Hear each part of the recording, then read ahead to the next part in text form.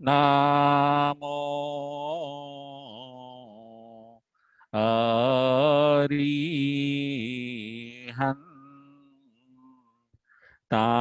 અરિહંતાણં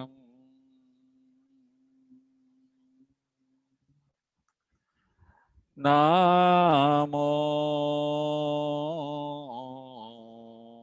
સિદ્ધાણં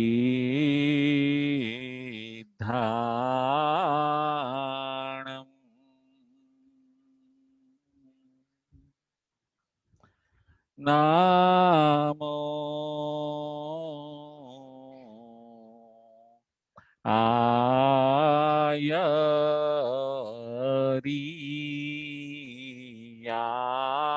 આયરિયાણં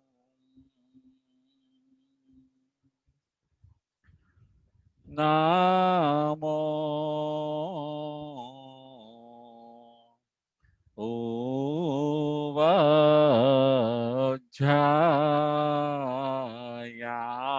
ઉવજ્જાયાણં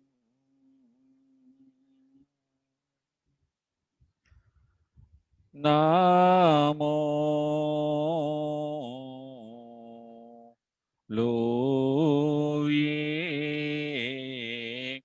serve સાહુણં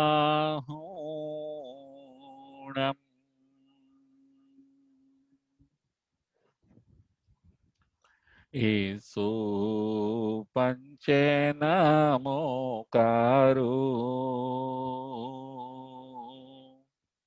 serve પાવપણાશણો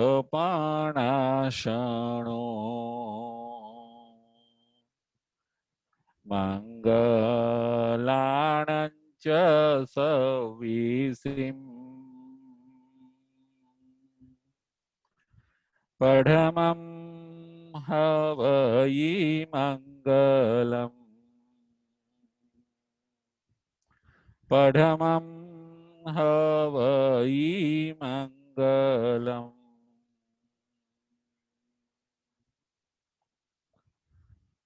સિદ્ધાણં નમો કિચ્ચા સંજયાણં ચ ભાવો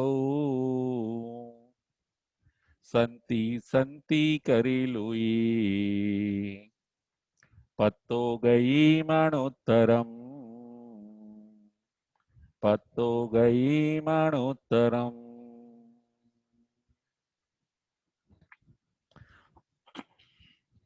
પંચ પરમેષ્ઠી ભગવંતોને ભાવપૂર્વક વંદન નમસ્કાર કરીને ધર્મપ્રેમી શ્રાવક શ્રાવિકાઓ ઉત્તરાધ્યન સૂત્ર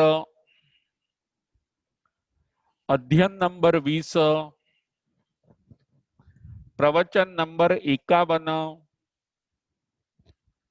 આજના પ્રવચનનો વિષય છે અનાથી મુનિનો ઉપદેશ. અનાથી મુનિનો ઉપદેશ એ આજના પ્રવચનનો વિષય છે. અનાથ અને સનાથ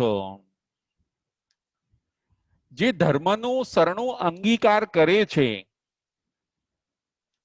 એ સનાથ છે, અને જે જીવો ધર્મ વિહોણા છે, ધર્મનું શરણું જેણે અંગીકાર કર્યું નથી, એ જીવો અનાથ છે. અનાથી મુનિ શ્રેણિક રાજાને અનાથ અને સનાથ શબ્દનો આવો સરસ મિનિંગ સમજાવે છે. ધર્મ વગરના અનાથ, ધર્મવાળા સનાથ. અનાથ એટલે જેનો કોઈ રણી ધણી નથી,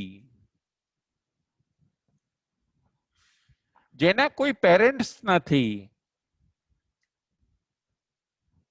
જેને કોઈ મદદરૂપ થઈ શકે, હેલ્પ કરી શકે એવું નથી, એને કહેવામાં આવે છે અનાથ. અને સનાથ એટલે જેને પેરેન્ટ્સ છે, જેના માથે કોઈકની કૃપા છે, જેનું રક્ષણ કરનાર કોઈક પરિબળ છે એને કહેવાય છે સનાથ. ધર્મ એ આપણું રક્ષણ કરનાર પરિબળ છે. જેના જીવનમાં ધર્મ છે તો ધર્મ એને મદદ કરે છે, એ જીવની રક્ષા કરે છે. પુણ્ય એને સપોર્ટ આપે છે, એને નુકસાન થાય, ક્ષતિ થાય એવું ધર્મ થવા દેતો નથી. આપણું જો કોઈ રક્ષણ કરનાર હોય તો એ ધર્મ છે, અને જેની પાસે ધર્મ નથી એ જીવનું રક્ષણ થતું નથી. જેની પાસે ધર્મ છે એ જીવ સેફ છે. આવું સરસ અનાથી મુનિ નમી રાજાને, અનાથી મુનિ શ્રેણિક રાજાને સમજાવે છે. ઉત્તરાધ્યન સૂત્રની અંદર ભગવાન મહાવીર સ્વામી આ અધ્યયન દ્વારા આપણને પણ એ કહેવા માંગે છે કે તમે પણ હવે સનાથ બની જાઓ. ધર્મનું આલંબન લઈ લો, ધર્મને જીવનની અંદર ઉતારો, પછી તમે ચોક્કસ સનાથ બની ગયા. હવે તમને દુર્ગતિ, કર્મ, કસાયો આ બધા હેરાન કરશે નહીં. તમારા માથે કોઈકની કૃપા છે. તમારો વાળ પણ કોઈ વાંકો નહીં કરી શકે. તમે તમારા જીવનની અંદર ધર્મને જડબે સલાક બેસાડી દો. ભગવાન આપણને આ કહેવા માંગે છે. જે ધર્મ કરે છે એ સુરક્ષિત છે, અને જે ધર્મ કરતા નથી એવા જગતના નાના મોટા તમામ જીવો અસુરક્ષિત છે અને અનાથ છે. અનાથી મુનિની પણ ભ્રાંતિ ભાગી ગઈ. એમને પીડા થઈ અને પીડાની અંદર એમને અનાથતા લાગી, એકલતા લાગી અને અસરણતા લાગી. એમને એમ થયું કે મને એમ હતું કે પરિવાર, સંપત્તિ, વૈદ, હકીમ આ બધા મને મારી પીડામાંથી મુક્ત કરી શકશે. પરંતુ જ્યારે પોતે પીડામાંથી મુક્ત ન થયા, અનાથતાનો અનુભવ થયો, ત્યારે એમને એમ થયું કે સનાથ બનવા માટે મારે શું કરવું?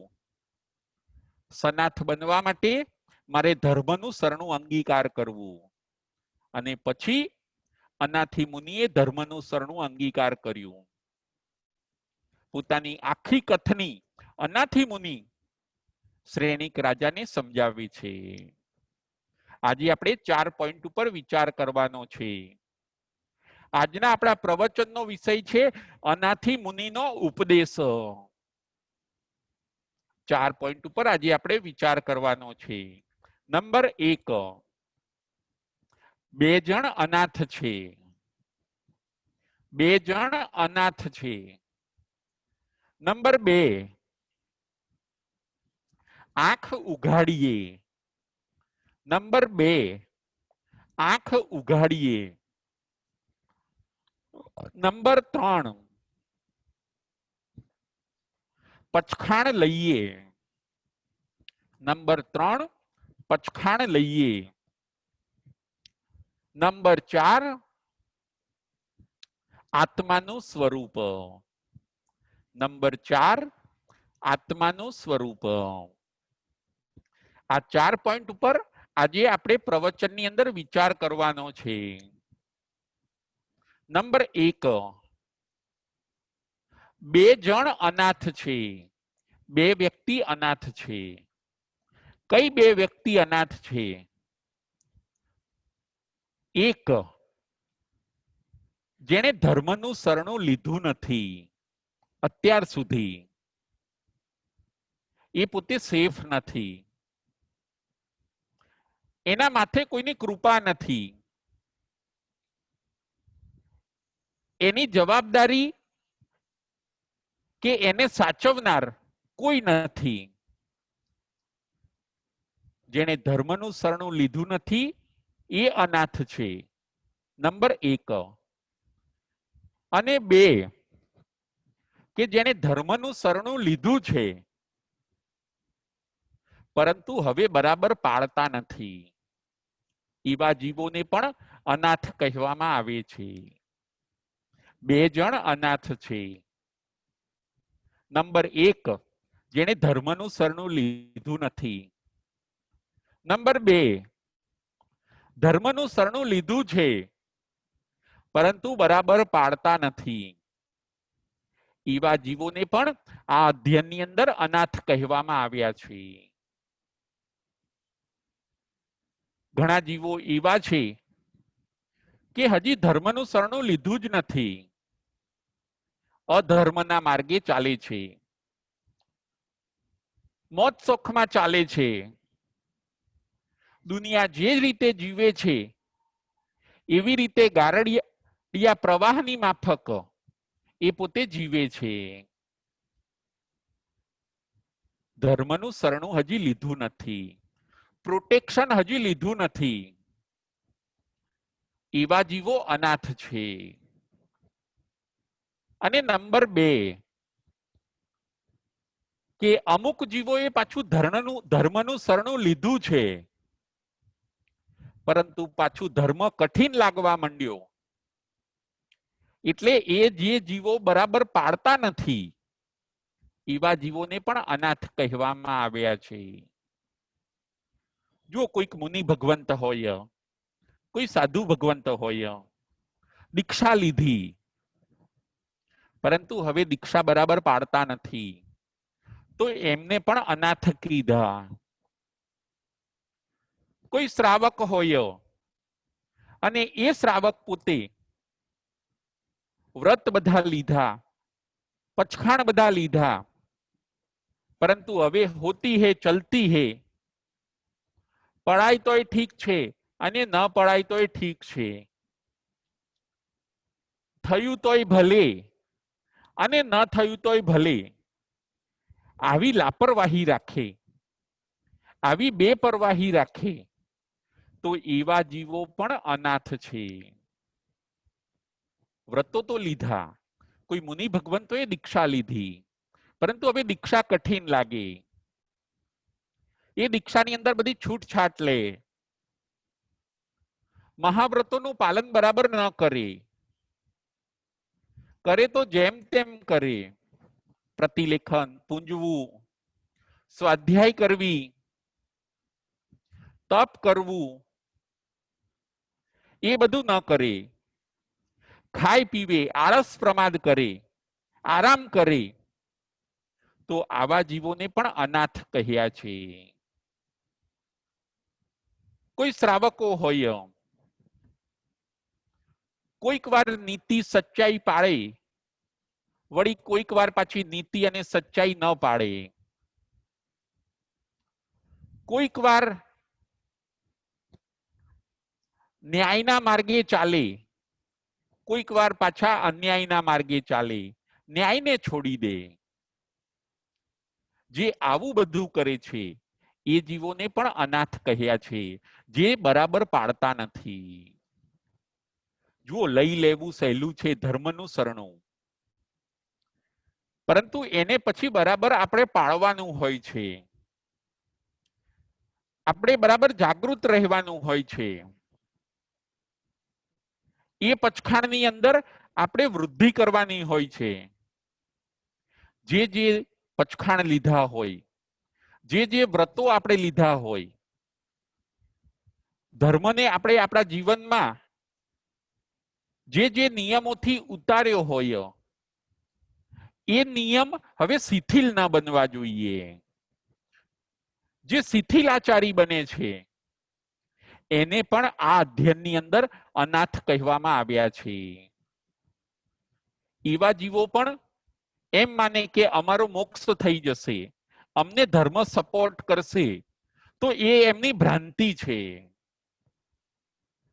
એ જીવોને આ અધ્યયનની અંદર એમ કીધું કે એ જીવો ખાલી મુઠ્ઠી જેવા છે, જે જીવો શિથિલ છે, ખાલી ઢોંગ કરે છે, વ્રતો પાળવાનો, મહાવ્રતો પાળવાનો ખાલી ઢોંગ કરે છે, બરાબર પાડતા નથી, દંભ કરે છે, એવા જીવોને આ અધ્યયનની અંદર ખાલી મુઠ્ઠી જેવા કીધા કે જુઓ ખાલી મુઠ્ઠી, મુઠ્ઠી બંધ હશે અને એ મુઠ્ઠી ની અંદર કંઈ ન હોય, એને ખોલવામાં આવે તો એ મુઠ્ઠી ખાલી હોય.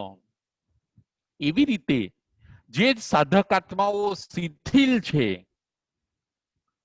ધર્મને બરાબર પાડતા નથી, રૂલ્સ રેગ્યુલેશન બરાબર ફોલો કરતા નથી, એને કન્ટિન્યુઅસ કરતા નથી,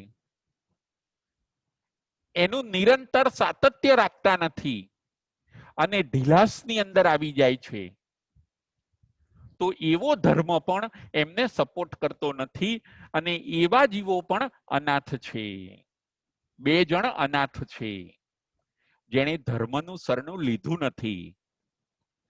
અને નંબર 2, જેણે ધર્મનું શરણું લીધું છે પરંતુ બરાબર પાડતા નથી, એવા જીવોને પણ અનાથ કહેવામાં આવ્યા છે. આ હતો પોઈન્ટ નંબર 1. હવે જોઈએ આપણે પોઈન્ટ નંબર 2, આંખ ઉઘાડીએ. આપણે આપણી આંખ ઉઘાડવાની છે. આપણને આવો સરસ મનુષ્ય જન્મ મળ્યો છે. જુઓ, અનાથી મુનિને જ્યારે ગૃહસ્થ અવસ્થામાં હોય છે અને આંખની અંદર પીડા થઈ, નેત્ર પીડા, એ પીડા પણ અસહ્ય હોય છે. આંખની પીડાની અંદર એમની આંખ ખુલી ગઈ. આંખ બીડાય એ પહેલા આપણે આંખને ખોલી કાઢવાની છે. આંખ બીડાઈ જાય એ પહેલા આપણે આંખને ઉઘાડવાની છે. આંખ ઉઘાડવી એટલે શું? તો કે આંખ ઉઘાડવી એટલે હું શું કરું છું અને મારે શું કરવાનું છે. ધર્મ માર્ગે આગળ જવું, આળસ પ્રમાદ છોડવા, એ છે આંખ ઉઘાડવા જેવું. અનાથી મુનિની આંખ ઉઘડી ગઈ કે આ પદાર્થો હવે મારી પીડા દૂર કરી શકશે નહીં. એમની આંખ ઉઘડી ગઈ અને એમણે તરત જ ધર્મનું શરણું લઈ લીધું. એમની આંખ ઉઘડી ગઈ, એમણે મુનિ ધર્મનો સ્વીકાર કર્યો. એમની આંખ ઉઘડી ગઈ, એમણે સર્વવીરતી ધર્મનો સ્વીકાર કર્યો. આંખ બીડાઈ જાય એ પહેલા આપણે આંખને ઉઘાડી દઈએ. આપણે આંખ મીચામણા ન કરીએ, એ વસ્તુ પણ આપણે સમજવાની છે. ઘણીવાર શું થાય છે કે આપણે આંખ મીચામણા કરીએ છીએ, આપણે આંખ આડા કાન કરીએ છીએ.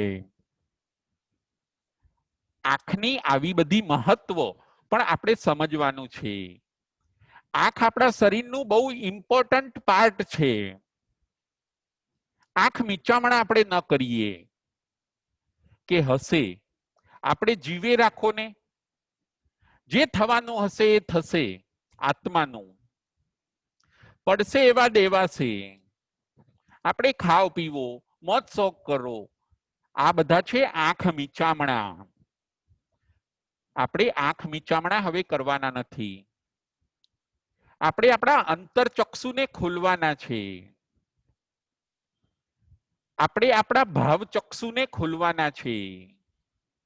અનાથી મુનિના અંતરચક્ષુ ખુલી ગયા. એમણે આંખ મીચામણા ન કર્યા, એ ભાવ નિદ્રામાંથી પોતે જાગી ગયા કે હવે તો મને જે પ્રોટેક્શન આપે એવી વસ્તુને મારે મારા જીવનની અંદર એપ્લાય કરવી છે. હવે તો મને જે રક્ષણ આપે એ રક્ષણ પણ પરમેનન્ટ આપે એવા સુંદર ધર્મને મારે મારા જીવનની અંદર એપ્લાય કરવો છે. અને આવું સરસ ચિંતન એમના મનમાં ચાલ્યું. આંખ બીડાઈ એ પહેલા એમની આંખ ખુલી ગઈ. માણસ આજે વૃદ્ધાવસ્થા સુધી પહોંચી જાય છે, પરંતુ એની આંખ ઉઘડતી નથી. આંખ બીડાવવું એટલે શું? આંખ બીડાવવું એટલે મૃત્યુ થવું.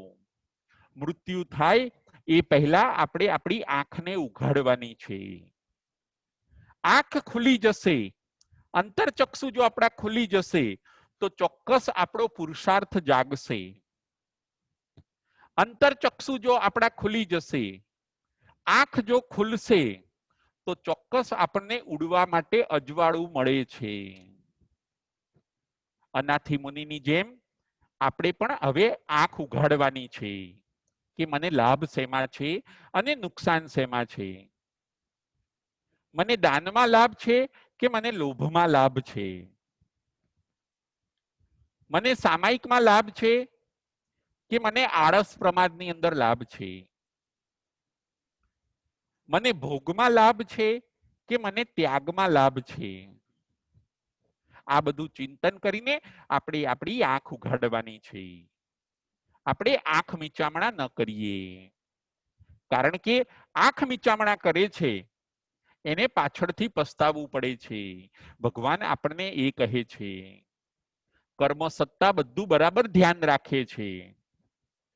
દુઃખ આવી જાય, મુસીબત આવી જાય એ પહેલા આપણે આપણી આંખને ખોલી દેવાની છે.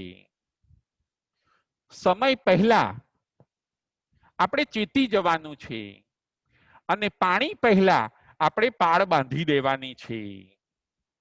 એવું ન બને કે મુસીબત આવી જાય અને ત્યાં સુધી આપણી આંખ ન ઉઘડી હોય. અનાથી મુનિના જીવનમાં પીડા આવી અને એમની આંખ ઉઘડી ગઈ. જો આપણા જીવનમાં પણ ઘણીવાર મુશ્કેલી અને પીડા આવે છે, તે વખતે થોડો બોધ થાય છે, વળી પાછી એ પીડા ને મુશ્કેલી જતી રહે, પછી આપણે હતા ને એવા થઈ જઈએ છીએ. ખરેખર હવે આપણી સ્થિતિ પેલા રીઢા ગુનેગાર જેવી થઈ ગઈ છે. બૂમો પાડીએ, તકલીફ છે, સહન થતું નથી, વળી પાછો સાતાનો ઉદય થાય એટલે પાછા હતા એવા ને એવા. અનાથી મુનિએ એવું ન કર્યું. આ ભવે મોક્ષે જનારો આત્મા છે. પીડા આવી, મુશ્કેલી આવી, વેદનામાંથી વૈરાગ્ય જાગ્યો, આંખની વેદના આવી, એમાંથી અંતરચક્ષુ એમના ખુલી ગયા. આપણને પણ કેટલી બધી ઘટનાઓ, પ્રસંગો, તકલીફો અને મુશ્કેલી જગાડવા માટે આપણને આવે છે. દરેક મનુષ્યએ જાગવાનું છે અને ધર્મનું શરણું અંગીકાર કરવાનું છે. તમેવ સચ્ચમ નિસંકમ, હે ભગવાન તમે જ સાચા છો, હું તમારું શરણું અંગીકાર કરું છું. આજથી હું તમને સમર્પિત થઈ જઉં છું, આપની આજ્ઞા માથે ચડાવું છું. અને જ્ઞાની પુરુષોએ, સદગુરુઓએ અને શાસ્ત્રએ જે ફરમાન કર્યા છે એ જ પ્રમાણે હવે હું જીવન જીવવાનું શરૂ કરું છું. જો જીવ આટલું કરે તો એ પોતે સનાથ બની ગયો, એને પ્રોટેક્શન મળી ગયું. દરેક મનુષ્યએ આ કરવાની જરૂર છે. એને અનાથ બનીને ટળ વળવાની જરૂર નથી. એને અનાથ બનીને મુશ્કેલીઓને સહન કરવાની જરૂર નથી. ધર્મનું પ્રોટેક્શન લઈને એને સનાથ બની જવાનું છે. આ હતો બીજા નંબરનો પોઈન્ટ, આંખને ઉઘાડીએ. નંબર 3, પચખાણ લઈએ. ત્રીજા નંબરનો આપણો પોઈન્ટ છે પચખાણ લઈએ. પચખાણ એટલે બાધા, મર્યાદા. જો અનાથી મુનિએ સર્વવીરતીના પચખાણ લઈ લીધા, આપણે પણ શ્રાવકના 12 વ્રત અંગીકાર કરીએ. જે શ્રાવકના 12 વ્રત અંગીકાર કરે છે એ પોતે સનાથ બની જાય છે. એને પ્રોટેક્શન લઈ લીધું. હવે શ્રાવકની ગતિ દેવલોકની જ થાય. દેવલોકમાંથી પાછો એ મનુષ્ય જ બને. પચખાણનું આવું સરસ મહત્વ છે. પચખાણ લેવા એટલે ઇન્સ્યોરન્સ ઉતરાવા જેવું છે. જો કોઈક માણસ ઇન્સ્યોરન્સ ઉતરાવશે, વીમો ઉતરાવશે, પછી એ માણસ સેફ છે, એનો પરિવાર પણ સેફ છે.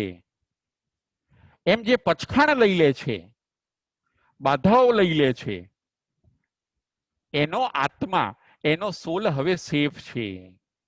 ત્રીજો પોઈન્ટ છે આપણે પચખાણ લઈએ. જેમ જુઓ, મોટી ફેક્ટરીઓ હશે, મોટા મોટા ગોડાઉનની અંદર માલ ભર્યો હશે, કરોડો રૂપિયાનો માલ હશે, તો એ મિલ માલિક કે એ ઉદ્યોગપતિઓ એ ગોડાઉનનો વીમો લે છે, એ કારખાનાનો વીમો લે છે. મોંઘી કાર હશે તો એનો પણ ઇન્સ્યોરન્સ હશે. ફર્નિચરનો ઇન્સ્યોરન્સ, મકાનનો ઇન્સ્યોરન્સ, માણસનો ઇન્સ્યોરન્સ, પ્રોપર્ટીનો ઇન્સ્યોરન્સ, વીમો. કારણ કે મનુષ્યને ખબર છે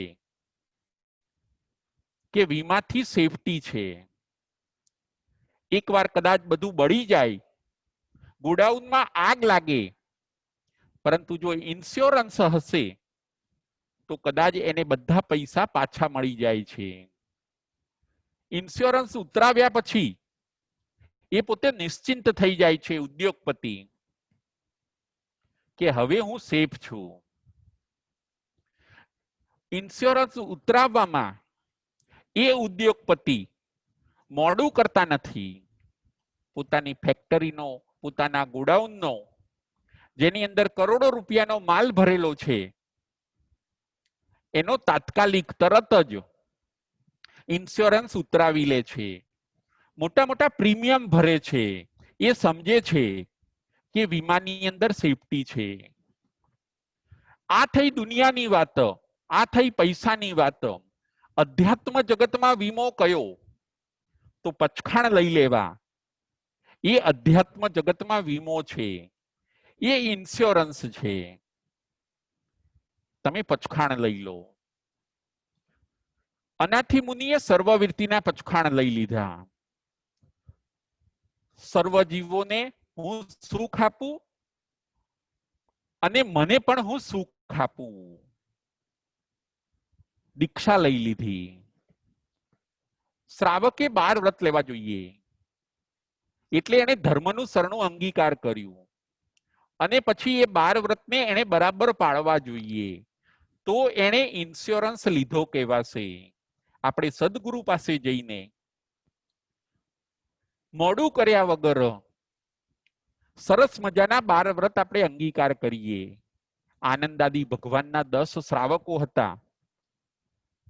એમણે મુનિ જીવન ભલે નથી લીધું, પરંતુ એમણે 12 વ્રત અંગીકાર કર્યા હોય છે. એ 10 શ્રાવકો એકાવતારી થઈ ગયા. આત્મા એમનો સેફ થઈ ગયો, ધર્મનું પ્રોટેક્શન મળ્યું, અને હવે એ પોતે એકાવતારી બન્યા. હવે એક ભાવ કરીને એ પોતે મોક્ષે જશે. નંદ મણિયાર હોય, સુલસા શ્રાવિકા, આ બધા શ્રાવક શ્રાવિકાઓએ પોતાના જીવનની અંદર 12 વ્રતને અંગીકાર કર્યા.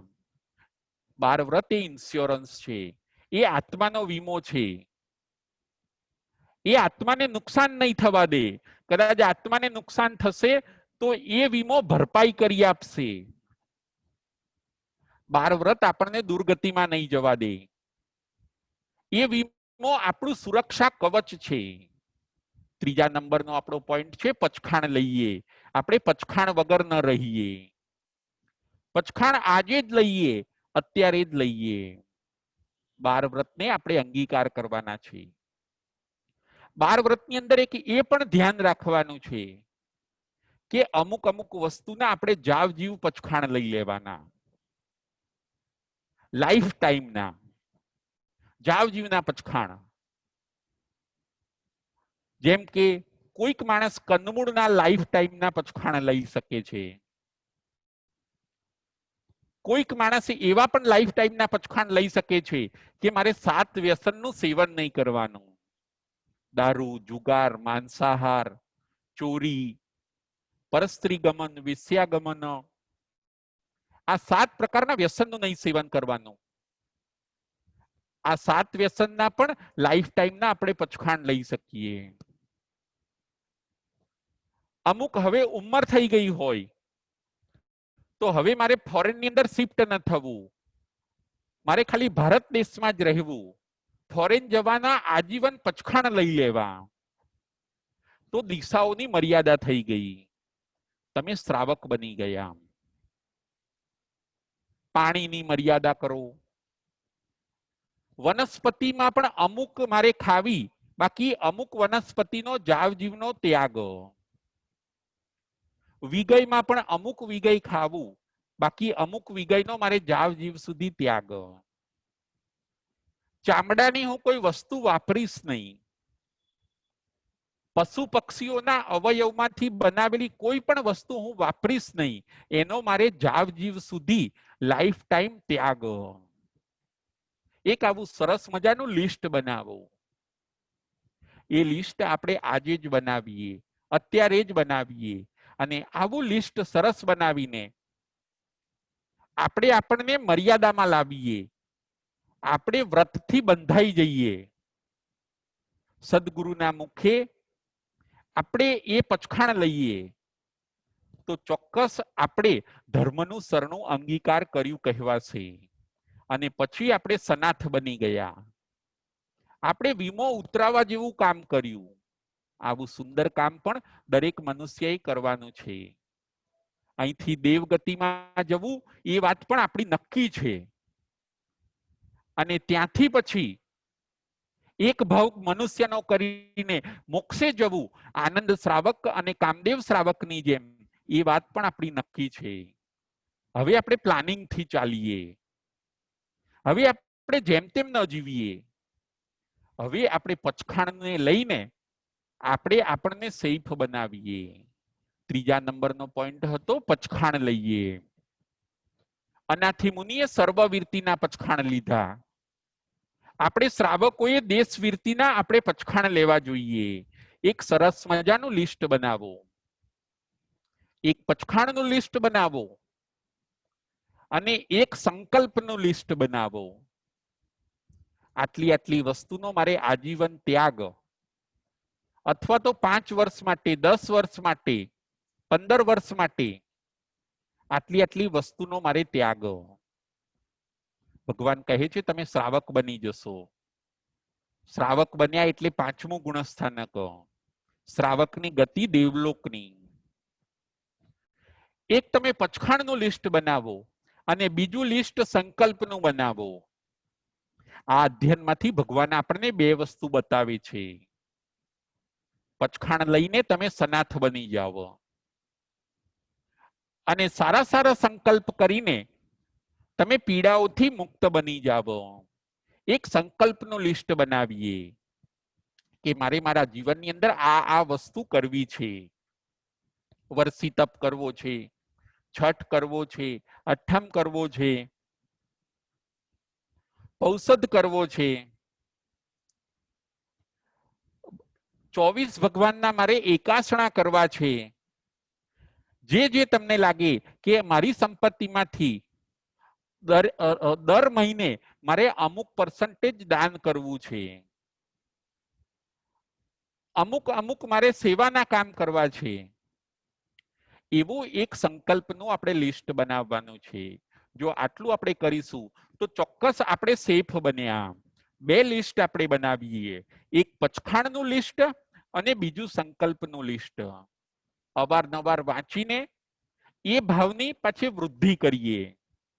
એવું ના બને કે હોંશથી આજે આપણે લઈ લઈએ, નક્કી પણ કર્યું, ભાવ પણ થયા, પચખાણ લઈ લીધા, સંકલ્પ પણ કર્યો, અને પછી વર્ષ 2 વર્ષ થાય પછી આપણે ભૂલી જઈએ, અથવા તો શિથિલ બની જઈએ. પડાય તોય ઠીક છે અને ન પડાય તોય ઠીક છે. જો આવું કરીએ તો પાછા આપણે અનાથ બની જઈએ. જે શિથિલ બને છે એને પણ આ અધ્યયનની અંદર અનાથ કીધા છે. જો ઇન્સ્યોરન્સ લીધા પછી કોઈ પ્રીમિયમ ભરે નહીં, લોન લીધા પછી જો હપ્તો ના ભરે તો એ લોનમાં લીધેલી વસ્તુ જપ્ત થઈ જતી હોય છે. ઇન્સ્યોરન્સ લીધા પછી જો પ્રીમિયમ ના ભરે તો એ ઇન્સ્યોરન્સ કેન્સલ થઈ જાય છે. પછી કદાચ વ્યક્તિનું ડેથ થઈ જાય કે કોઈ ગોડાઉનમાં આગ લાગે, પરંતુ જો પ્રીમિયમ ના ભર્યા હોય, હપ્તા ન ભર્યા હોય તો કદાચ એ રકમ પાછી મળતી નથી. એમ આપણે કયા કયા પચખાણ લીધા એ બરાબર પડાય છે કે નહીં, એ એકવાર વાંચી જવાનું. મહિનામાં એકવાર, 15 દિવસે એકવાર પચખાણો અને સંકલ્પોને આપણે વાંચી જવાના. અને પાછા પચખાણોમાં વધારે વધારે એડ કરીને આપણે એની અંદર વૃદ્ધિ કરતા જવાનું. તો આપણે સાચા શ્રાવક અને શ્રાવિકા બનીશું. પછી આપણે સનાથ બની ગયા. હવે દુનિયાની કોઈ તાકાત નથી કે આપણને દુર્ગતિની અંદર લઈ જઈ શકે. હવે દુનિયાની કોઈ તાકાત નથી કે આપણને હેરાન કરી શકે, આપણને દુખી કરી શકે. હવે અસાતા વેદનીય કર્મ આપણને પીડા નહીં આપી શકે, કેમ કે આપણે ધર્મનું પ્રોટેક્શન લીધું. પચખાણ કરીએ અને સંકલ્પ કરીએ. આ હતો આપણો 3જા નંબરનો પોઈન્ટ.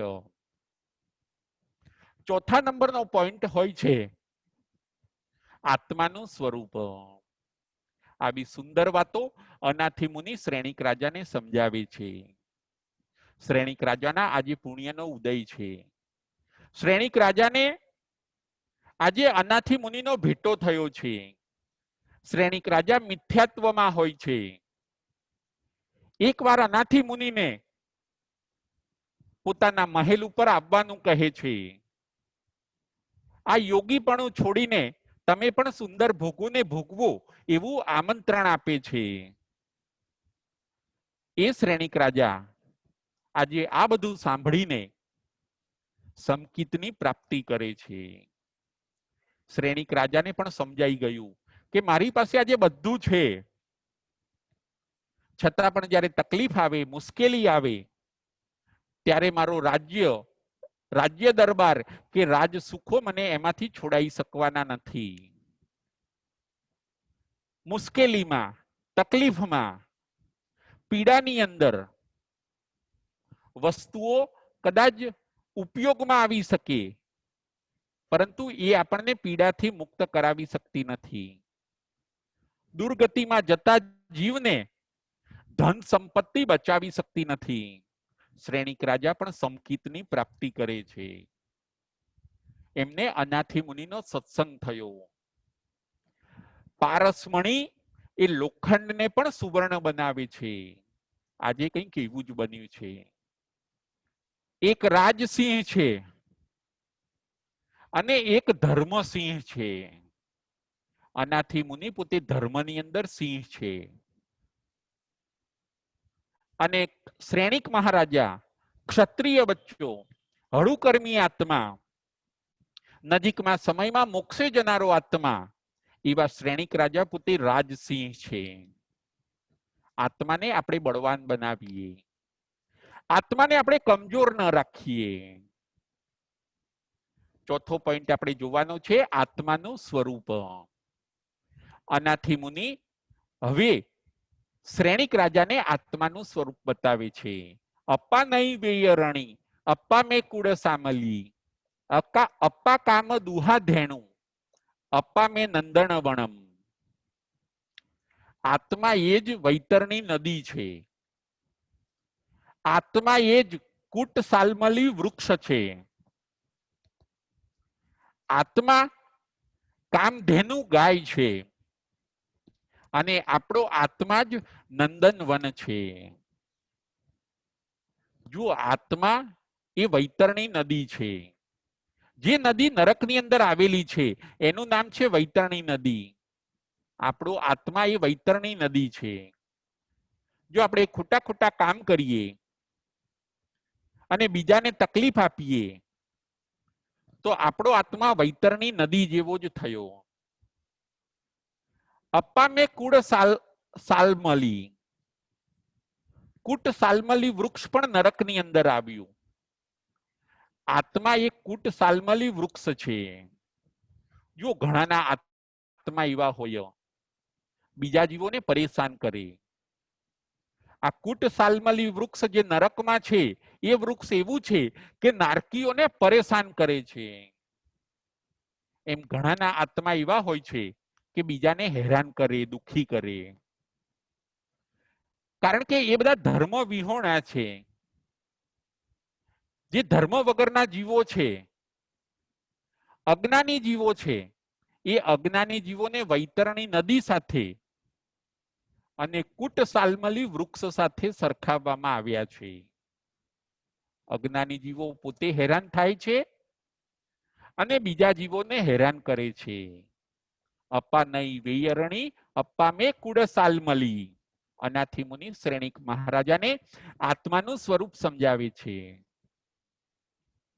વળી આગળ કહે છે, અપ્પા કામ દુહા ધેણું અપ્પા મે નંદન વણમ. વળી જો સારો આત્મા હોય એ તો કામધેનુ ગાય છે. કોઈ સોલ બહુ સારો હોય, કોઈ સોલ એટલે કે આત્મા બહુ રુજુ હોય, સરળ હોય, એવો આત્મા કામધેનુ ગાય છે. આપણે આપણા આત્માને આવો બનાવવાનો છે. અપ્પા મે નંદન વનમ, અને આપણો જ આત્મા એ નંદનવન છે. આપણે આપણા આત્માને કેવો બનાવવો એ આપણે વિચાર કરવાનો છે. આપણે આપણા આત્માને વૈતરણી નદી જેવો બનાવવો છે, કૂટ સાલમલી વૃક્ષ જેવો બનાવવો છે, કામધેનુ ગાય જેવો બનાવવો છે, કે નંદન વન જેવો બનાવવો છે. કામધેનુ ગાય ઈચ્છિત સુખ આપે છે. નંદનવન પોતે પણ શોભે છે અને એ નંદનવનમાં જે જઈને બેસે એને પણ શાંતિ અને સમાધિ મળે છે. આ બધી થઈ બહારની વાતો. આપણે આપણા આત્માને પણ નંદનવન જેવો બનાવીએ. કેળવાયેલો આત્મા એ નંદનવન છે. જ્ઞાનીનો આત્મા એ નંદનવન છે. જે ધર્મથી સુવાસિત રહે છે, ગુણોથી સુવાસિત રહે છે, બધાને ઉપયોગી થાય છે, એવો આત્મા નંદનવન છે.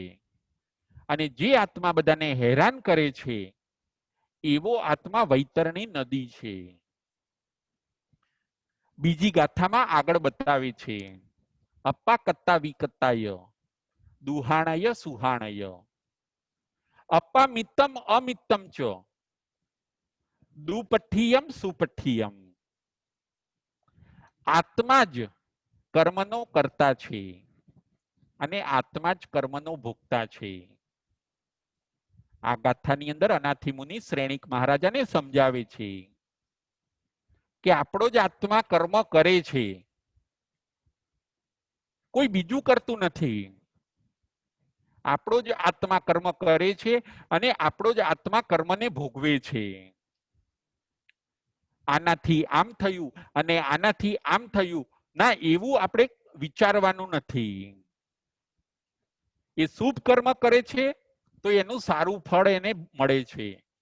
એ અશુભ કર્મ કરે છે તો એને અશુભ ફળ મળે છે. દુઃખનો અને સુખનો કરતા પણ પોતે આત્મા પોતે જ છે. આપણા જીવનમાં દુઃખ આવ્યું એનું કારણ પણ આપણો જ આત્મા છે. અને કદાચ આપણા જીવનની અંદર સુખ આવ્યું તો એનું કારણ પણ આપણો આત્મા જ છે. દુહાણય સુહાણય. ખોટું કર્યું એટલે દુઃખ આવ્યું, સારું કર્યું એટલે સુખ આવ્યું. જો બધે કેન્દ્ર સ્થાને આત્માને બતાવવામાં આવે છે. હવે ખોટું ન કરીએ તો દુઃખ આવશે જ નહીં, અને સારું જ કરતા રહીશું તો સુખ સુખ અને સુખ આવતું રહેશે. આવું બધું સમજવાનું છે. અનાથી મુનિએ જ્ઞાનનો આખો ભંડાર શ્રેણિક મહારાજા આગળ ખોલી કાઢ્યો. શ્રેણિક મહારાજાનું આજે નસીબ જાગી ગયું. એમને આજે પોતાના ખજાના, પોતાના રાજ સુખો ઝાંખા લાગ્યા. એમને આત્માનું સૌંદર્ય, આત્માનું ઐશ્વર્ય આજે જોવા મળ્યું શ્રેણિક મહારાજાને. અપ્પા કત્તા વિત્કત્તાય દુહાણય સુહાણય. આત્મા કર્મોનો કરતા છે, આત્મા કર્મનો ભોગતા છે. આત્મા જ આત્માને સુખી કરી શકે અને આત્મા જ આત્માને દુખી કરી શકે. અપ્પા મિત્તમ અમિત્તમ ચ દુપઠ્ઠિયમ સુપઠ્ઠિયમ. આત્મા જ આત્માનો મિત્ર છે અને આત્મા જ આત્માનો શત્રુ છે. આપણે જેટલા આપણને હેરાન કર્યા છે એટલા બીજાએ આપણને હેરાન કર્યા નથી. સરસ રીતે કેળવાયેલો આત્મા પોતાને સુખી કરે છે અને નહીં કેળવાયેલો આત્મા, અશિક્ષિત આત્મા, ધર્મ વિહોણો આત્મા, જ્ઞાન વિહોણો આત્મા એ પોતે જ પોતાનો અમિત્ર છે. અને જેની પાસે ધર્મ છે, જેની પાસે જ્ઞાન છે,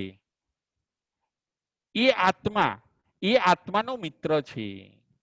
આપણે જ આપણા મિત્ર અને આપણે જ આપણા શત્રુ. જો આપણે સારા માર્ગે ચાલીએ તો આપણે આપણા મિત્ર અને જો આપણે ખોટા માર્ગે ચાલીએ તો આપણે આપણા શત્રુ. આવું સુંદર અનાથી મુનિ આત્માનું સ્વરૂપ શ્રેણિક મહારાજાને સમજાવે છે. આજે આપણે 4 પોઈન્ટ જોયા. નંબર 1, 2 જણ અનાથ છે. નંબર 2, આંખ ઉઘાડીએ. નંબર 3, પચખાણ લઈએ. અને નંબર 4, આત્માનું સ્વરૂપ. આજના આપણા પ્રવચનનો વિષય હોય છે અનાથી મુનિનો ઉપદેશ. આવું સુંદર વસ્તુ પ્રાપ્ત થવાથી રાજાએ પોતે ખૂબ સંતોષ વ્યક્ત કર્યો. એમની આંખ ઉઘડી ગઈ. એમને મનગમતી વસ્તુ જેમ આપણને મળે અને જેમ રાજી થઈ જઈએ, પ્રસન્ન થઈ જઈએ, એવી રીતે શ્રેણિક મહારાજા પ્રસન્ન થઈ ગયા. મુનિને વારંવાર વંદન કરીને, જ્ઞાનનું ભાતું લઈને, ધર્મની સમજણ લઈને એ પોતાના રાજમહેલમાં જાય છે. આ બાજુ અનાથી મુનિ પણ ત્યાગ અને વૈરાગ્યની ટોચે બેઠેલા છે, જેને બરાબર સરસ ભેદ વિજ્ઞાન થઈ ગયું છે. એવા અનાથી મુનિનો પણ મોહ ક્ષય પામે છે અને અનાથી મુનિ પણ શાશ્વત સુખોને પામે છે. આ અધ્યયનની અંદર, આ ઉત્તરાધ્યયન સૂત્રના 20મા અધ્યયનની અંદર પરમાત્મા આપણને એ જ બતાવે છે કે જે આત્માઓ ધર્મનું શરણું અંગીકાર કરે છે એ બધા સનાથ છે અને જે આત્માઓ ધર્મનું શરણું અંગીકાર કરતા નથી એ પોતે અનાથ છે. આપણે પણ ધર્મનું શરણું અંગીકાર કરીએ અને શરણું અંગીકાર કર્યા પછી આપણે એનું બરાબર પાલન કરીએ. જે આત્માઓ આવું સુંદર ધર્મનું શરણું અંગીકાર કરશે, એને પાળશે, એ ચોક્કસ પોતે સનાથ બનીને પોતાના આત્માનું કલ્યાણ કરશે. બોલો મહાવીર સ્વામી ભગવાન કી જય.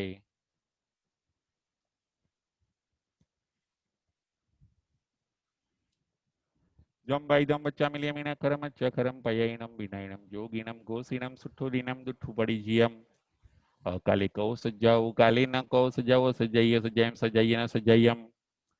એમ ભણતા ગણતા ચિંતાવતા જ્ઞાનના 14 4 માયલો કોઈ પણ 4 મને કે તમને લાગ્યો હોય તો અરિહંતનન સિદ્ધ કેવડી ભગવાન આપની સાક્ષીએ તસમિચ્છામિ દુક્કડમ. પ્રશ્નોત્તરી.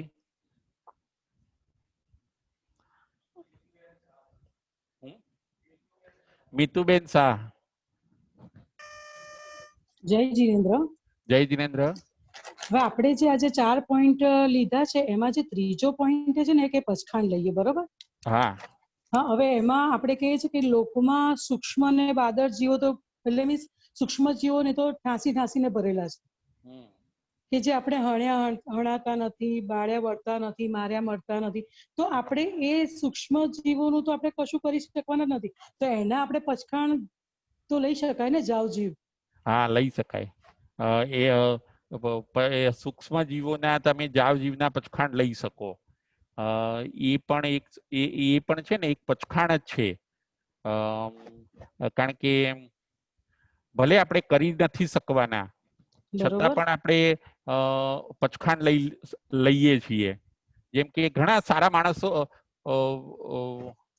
જેમ ઘણી વાર એવું બને કે જેને કહેવાય ને કે તમારા તમારા ભાવો તમે રજૂ કર્યા કે હું આ વસ્તુ નહીં કરું. એટલે છે ને એ સૂક્ષ્મ જીવોના પણ તમે લઈ શકો, પછી નારકીના પણ તમે લઈ શકો. નારકી જીવોને હું મારીશ નહીં. આવી રીતે છે ને મિતુબેન, જે જે વસ્તુ આપણે ઘણાને એવું હોય છે કે એ કરવાના તો નથી, તો પછી પચખાણ શું કરવા લેવાના. ના, એવું નથી. જેમ હું તમને કહું કે ઘરની અંદર કદાચ કોઈ બહુ જોખમ નહીં હોય આપણી પાસે, ઘરની અંદર કોઈ બહુ જોખમ નહીં હોય તોય આપણે બહાર જઈશું ત્યારે ઘરને લોક લગાવીશું મિતુબેન. બરોબર છે. એટલે એ આપણી સેફટી છે. અને પછી જે પોસિબલ છે એની અંદર પચખાણ લેવાના. તો આ બધું કરવાથી છે ને આપણે પછી જે નથી પડાય એમાંય પચખાણ, જે નથી કરવાના એવાના પચખાણ લઈ લેવાના. જે આપણે હવે કોઈ વાર કરતા, ભલે કોઈ વાર વસ્તુ આપણને ભાવતી ન હોય તો એવાના પચખાણ લઈ લેવાના. એને પણ ત્યાગ કહેવામાં આવે છે. કોઈ વસ્તુ કોઈને ખાવાની ન ભાવતી હોય, બરોબર, તો એના પચખાણ લઈ શકાય. કોઈ સ્વીટમાં એવું થાય, કોઈ વેજીટેબલમાં એવું થાય કે ભાઈ આ વસ્તુ મને નથી ભાવતી, તો લાવો હું એના પચખાણ લઉં. એ જીવોને તમે અભયદાન આપી દીધું, એટલા જીવોને. હા, એટલે સૂક્ષ્મ જીવો માટે તો આપણે કશું કરી શકવાના છીએ જ નહીં. હા હા, બરાબર છે, બરાબર છે. પણ તોય એક પોઈન્ટ ગણાય છે આપણો મિતુબેન, તોય એક પોઈન્ટ ગણાય છે કે આ આત્માએ છે ને આ પોતાની લાઈફમાં આ એક નિયમ ફોલો કર્યો હતો. પચખાણમાં આવી શકીએ ને? હા, પચખાણમાં આપણે આવી શકીએ. ઓકે, જય જિનેન્દ્ર. જય જિનેન્દ્ર. બકુલાબેન શાહ. બકુલાબેન શાહ. હેલો. હા, જય જિનેન્દ્ર. હા, કાલે આપણે જે જોયું ને એટલે સંકલ્પનું, તો નિયાણું ને સંકલ્પ એ બે આખી અલગ છે, એ ખબર છે, પણ કેવી રીતના અલગ છે એ નથી ખ્યાલ આવતો. કેમ કે નિયાણું કરવું એટલે શું અને સંકલ્પ કરવો. આપણે સંકલ્પમાં અનાથી મુનિએ સંકલ્પ કર્યો કે હું મારી પીડા સારી થઈ જશે, હું સારો થઈ જઈશ, તો હું દીક્ષા લઈશ, તો એ સંકલ્પ કર્યો. પણ નિયાણું નો કર્યું કેવાય એમ. બરાબર છે બકુલાબેન. એમાં શું થાય કે તમે કોઈ માનો કે ધર્મમાં જવાનો તમે સંકલ્પ કરી શકો, અધર્મમાંથી ધર્મમાં જવાનો. જેમ કે અનાથી મુનિ પોતે સંસારમાં હોય છે, બરાબર. હવે હું સંયમમાં જવું, એવો તમે સારામાં જવાનો તમે વિચાર કરો ને, એને સંકલ્પ કહેવાય. બરાબર. અને નિયાણું એટલે તો શું કે નિયાણામાં તો તમે જે તપ અને સંયમનું પુણ્ય ભેગું કર્યું છે ને, તમે જે તપ અને સંયમનું પુણ્ય જે બધું ભેગું કર્યું હોય, એ બધું તમે વેચી દો છો નિયાણાની અંદર. જેમ કે નિયાણું કોઈ કરે કે ભાઈ મને અમારા જો તપ સંયમનો થી જે અમને પુણ્ય મળ્યું છે એ પુણ્ય અમે વેચી દઈએ જો મને સામે આવવું મળતું હોય તો. એટલે એ નિયાણું કરવાની ના છે આપણામાં. કે એની અંદર શું કરે છે માણસ કે પોતે પોતાનું સારું સોદો કરે છે કે હું આ આપી દઉં ને મને આ મળે. બરાબર. નિયાણું એ સોદો છે. અને સંકલ્પ એટલે તો શું ખોટામાંથી સારામાં જવાનો એક દ્રઢ વિચાર છે. બરોબર. ઓકે. નિયાણામાં આપડા ત્યાં શું કીધું બકુલાબેન કે હા, હીરો વેચીને ગધેડું ખરીદવા જેવું થાય છે એની અંદર. કોઈ સંતસતીજી જેમ કે પેલામણે નિયાણું કર્યું આપણે ખંધક ઋષિએ કે મારા તપ સંયમ નું ફળ હોય ને તો હું અગ્નિકુમાર દેવ બનું કે. તો એ પોતાના જે જીવનમાં તપ અને સંયમ નું પુણ્ય બધું આખી લાઈફમાં જે બધું ભેગું કર્યું હતું ને એ બધું કે હું આપી દઉં પણ હું અગ્નિકુમાર દેવ બનું કે. અત્યારે મારે મોક્ષે નથી જવું કે. પહેલા તો મારે અગ્નિકુમાર દેવ બળીને આ બધાને બાળવા છે કે મારે કે. એટલે નિયાણામાં એવું થાય કે હીરો વેચીને ગધેડું ખરીદવા જેવું થાય. બોલો હવે હીરાની કિંમત કેટલી અને ગધેડાની કિંમત કેટલી? હીરો અમૂલ્ય. બરાબર છે. અને કોઈને આપણે હીરો આપીએ ને એ સામે આપણને ગધેડું આપે તો આપણને નુકસાન કોને? આપણને. હા, એટલે નિયાણું કરનાર એવું કરે છે અને સંકલ્પ કરનાર સિદ્ધિમાં જતા રહે છે અનાથી મુનિની જેમ. એટલે સંકલ્પ કરવાનો. સંકલ્પ એટલે તો એક સારા વિચારને આપણે ફિક્સ કરી દીધો કે હું આમ કરીશ. બરાબર. ઓકે. જેમ કોઈક માણસ વાઈન પીતો હોય તો કે ના હવે હું આ પ્રદૂષણથી હવે વાઈન હું છોડી દઈશ, તો એ એનો સંકલ્પ છે. બરાબર. અને એ સંકલ્પ કરવાનું ચોક્કસ આપણને કીધું. સંકલ્પમાં આગળ જઈએ છીએ અને નિયાણામાં છે ને પાછળ જઈએ છીએ આપણે. Okay okay. સમજાયું બકુલાબેન? હા, સમજાઈ ગયું, સમજાઈ ગયું. હા, સમજાઈ ગયું. Okay, thank you. જય જિનેન્દ્ર. જય જિનેન્દ્ર. આજનો પ્રશ્ન, હા બોલો રાજેન્દ્રભાઈ શેઠ. સંકલ્પ અને પછી પચખાણમાં શું ફરક પડી જાય? તો પછી તો પચખાણમાં નિયમ લઈએ. બરાબર છે. એટલે તમે જો સંકલ્પ કર્યો ને, રાજેન્દ્રભાઈ બહુ સરસ છે તમારો પ્રશ્ન. તમે જે સંકલ્પ કર્યો ને અને પછી પચખાણ લીધા તમે ગુરુ પાસે, સંકલ્પ તમારે કરવાનો હોય અને પચખાણ ગુરુ પાસે લેવાના હોય. આ ડિફરન્સ છે રાજેન્દ્રભાઈ. એટલે પચખાણ લઈએ એટલે એની અંદર સંકલ્પ તો આવી જ જાય ને, એમ કહું છું. ના, પહેલા તમે સંકલ્પ કરશો કે હવે મારે ગુરુદેવ પાસે જઈને આજે મારે 1 મહિનો કંદમૂળ નહીં ખાવા, આવી મારે બાધા લેવી છે. આ જે તમે કર્યો ને એ સંકલ્પ. અને પછી તમે ગુરુદેવ પાસે જશો ને પચખાણ લેશો, બરાબર, એ થયા પચખાણ. તમે સંકલ્પ કરો ત્યારથી તમને પુણ્ય મળવાનું ચાલુ થઈ જાય, નિર્જરા થવાની. અને પચખાણ ગુરુ પાસે તમે લેશો પછી તમે કરો એ સંકલ્પ અને ગુરુ કરાવે એ પચખાણ. અને એક રાજેન્દ્રભાઈ એ પણ આપણે એની અંદર જોવાનું કે પચખાણ ની અંદર તમારો સંકલ્પ શ્યોર થાય છે. રાજેન્દ્રભાઈ, તમે જે સંકલ્પ કર્યો હતો ને, તમે જે સંકલ્પ કર્યો હતો એને હવે તમે પચખાણ ની અંદર બાંધી દીધો રાજેન્દ્રભાઈ. મોર લાગી ગઈ. હા, એને મોર લાગી ગઈ. હા, એવું થયું. માનો કે તમે બહાર જવું છે, તમે એવો વિચાર કર્યો, એ તમારો સંકલ્પ, અને પછી તમે બહાર નીકળીને ઘરને લોક મારી દેશો માનો કે, તો હવે બહાર જવાનું શ્યોર થઈ ગયું તમારું. ખ્યાલ આવ્યો? એટલે સંકલ્પ અને પચખાણમાં આ ફેર છે. આપણે રાજેન્દ્રભાઈ એક સંકલ્પનો લિસ્ટ બનાવવાનું ને એક પચખાણનું લિસ્ટ બનાવવાનું. આજનું પ્રવચન આપણે સાંભળ્યું એના ઉપરથી. બરાબર કે નહીં? ખ્યાલ આવ્યો? અને જ્યારે ગુરુદેવને મળવા જઈએ ત્યારે પછી પચખાણ લઈ લેવાના. હા, પચખાણ લઈ લેવાના. આપણે વીમો ઉતરાવી દેવાનો. પ્રણામ ગુરુજી. હા, આપણે વીમો ઉતરાવી દેવાનો. હવે આજનો પ્રશ્ન, પ્રીમિયમ ભરવાનું. હા, પછી એનું પ્રીમિયમ પણ ભરવાનું આપણે. તો આપણે શ્યોર, આપણે દુર્ગતિમાં હવે જવું નથી. આંખ ખુલવી એટલે શું? હવે આજનો પ્રશ્ન, આંખ ખુલવી એટલે શું? રાજેન્દ્રભાઈ સંઘવી, આંખ ખુલવી એટલે શું? જય જિનેન્દ્ર રાજુભાઈ. જય જિનેન્દ્ર જ્યોતિબેન, બોલો બોલો. આંખ ખુલવી એટલે આપણે અધર્મના માર્ગે ક્યાંય બી જતા હોઈએ અને કોઈ સદગુરુનો આપણને ભેટો થઈ જાય તો આપણે આત્માને એનાથી પાછો વાળી સાચું સમજાય ત્યારથી. આમ તો આપણને તો સાચું સમજાઈ ગયું છે ઘણા ટાઈમથી, પણ એવું સાચું સમજી અને સંકલ્પ કરવો અને પચખાણ લઈ લેવા, જે વસ્તુ આપણાથી શક્ય હોય એ બધાના. જેટલા બી શક્ય હોય એટલા પચખાણ કરવા, એને આંખ ઉઘાડી કહેવાય. કારણ કે પાપથી પાછા વળવું એ જ સાચું સ્વરૂપ છે. બરાબર છે. અને આંખ બીડાઈ જવી એટલે શું જ્યોતિબેન? આંખ બીડાઈ જવી એટલે પાપના રસ્તે જવું. પાપ એટલે કોઈ સદગુરુ મળે ને સમજાવે તોય સમજવું નહીં. બરાબર છે. એ પાપના કાર્ય કરવા જ એમ કરી જ રાખવા, એમ એમાંથી પાછા હટવાનું મન સહેજે ન થવું, એ આંખ મીચાઈ જવી. હા, અને આંખ મીચાઈ જવી નો બીજો અર્થ એ પણ છે જ્યોતિબેન કે આંખ મીચાઈ જવી એટલે ઓફ થઈ જવું. કોઈ જીવ, કોઈ માણસ આંખ મીચી જાય તો આપણે લૌકિક ભાષામાં એમ કહીએ કે એને આંખ મીચાઈ ગઈ. હા, એટલે એ થયું. અને આંખ મીચામણા એટલે શું? આંખ મીચામણા એટલે ધર્મનું સમજાય પણ નથી સમજાય એમ રાખી અને કરે રાખવું ગમે. બહુ સરસ, બહુ સરસ, બહુ સરસ.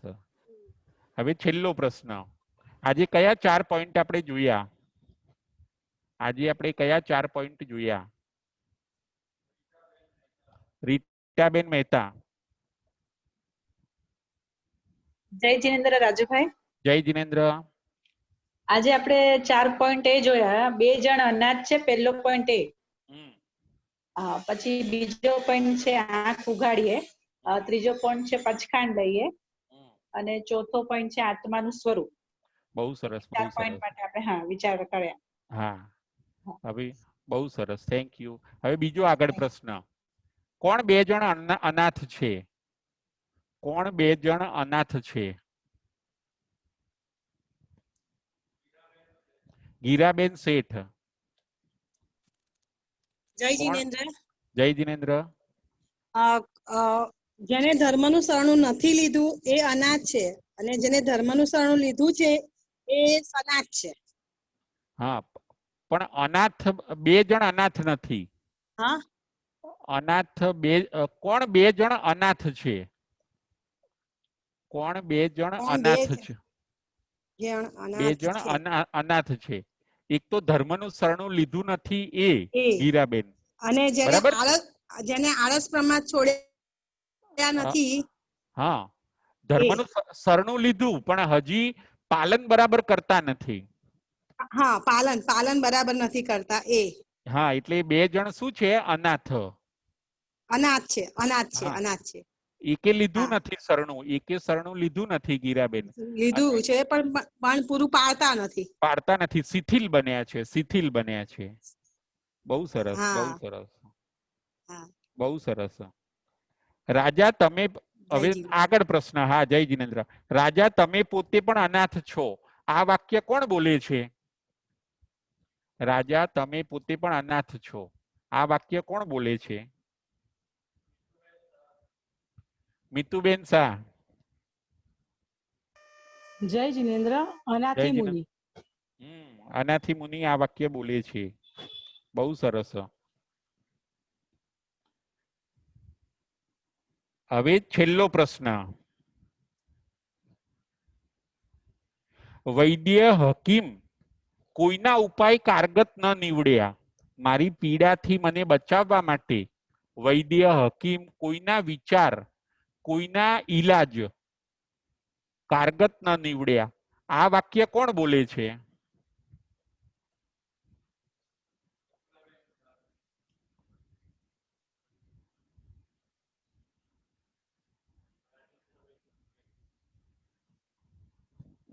બકુલાબેન શાહ.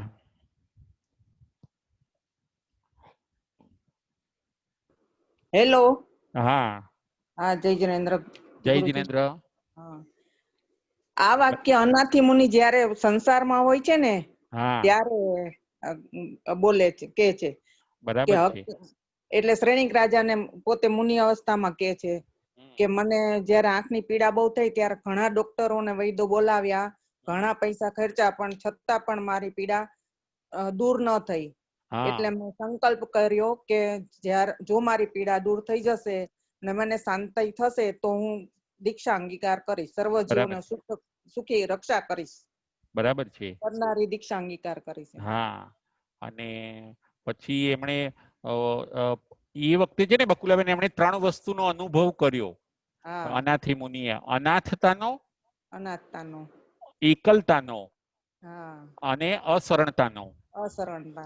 હા, એટલે અત્યારે સંસારમાં મોટે ભાગે જે જીવો ધર્મ નથી કરતા એ અનાથ પણ છે, પછી અશરણ પણ છે, અને એકલા છે. એમને દુઃખ આવે તો કોઈ મદદ કરવાનું નથી યાર. કારણ કે ધર્મ છે નહીં, પુણ્ય છે નહીં.